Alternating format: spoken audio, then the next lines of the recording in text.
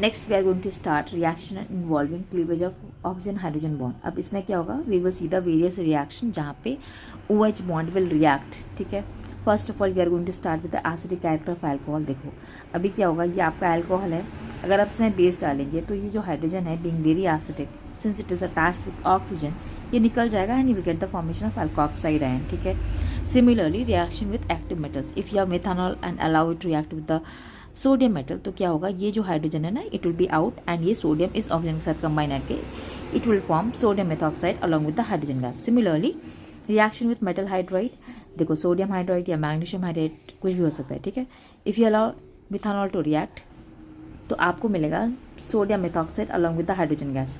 Next we have the reaction with the Grignard agent, इसको बोलते हैं ग्रिग्नर्ट एजेंट. ठीक है, and if you allow alcohol to react तो क्या होगा, ये जो R प्राइम है ना it will combine with the hydrogen forming this and then MgORX will be out and this X is what, it can be any halogen except fluorine.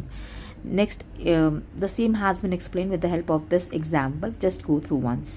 Next we have reaction with carboxylic acid. इसमें क्या होगा, आपका acid है and alcohol के साथ react करेगा, there will be an elimination of this water.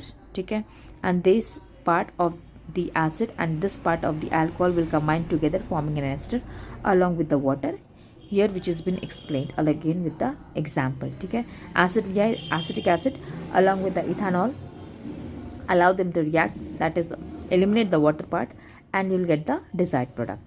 Next we have reaction of alcohol with the acid chloride. acid chloride कैसा होता है, RCOCl. ठीक है, इसको बोलते हैं.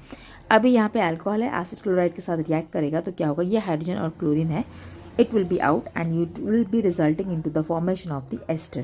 Next we have acetic anhydride. How will you be able to form this acetic anhydride is that take 2 acetic acid, just eliminate water from there and you will get the acetic anhydride. उसका structure कुछ ऐसे होता है and if you allow this to react with the alcohol तो क्या करोगे आप, ये जो है ना ये पार्ट,